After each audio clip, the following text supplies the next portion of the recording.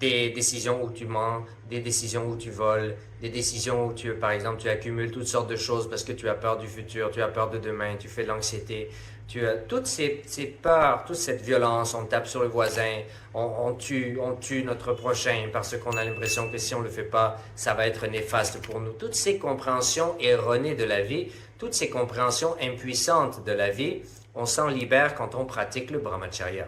D'ailleurs, le brahmacharya, c'est tellement important que dans la tradition védique, dans la tradition du Sanatana Hindu Dharma, un enfant ne doit pas interagir avec l'autre sexe avant l'âge de 21 ans. Parce qu'il doit d'abord retrouver son être, retrouver son sens. Quand il est établi dans son être, il va pouvoir par la suite prendre la décision, s'il prend la vie monastique, et donc vit le brahmacharya et devient un sannyasi, qui n'aura pas de vie familiale et qui sera dédié à protéger le savoir, partager le savoir, aider les gens, l'éducation et tout ça, gérer les temples et tout ça. Bon, pas seulement les temples, mais pour gérer, aider la société et faire en sorte que la société reste et opère à un niveau de conscience élevé.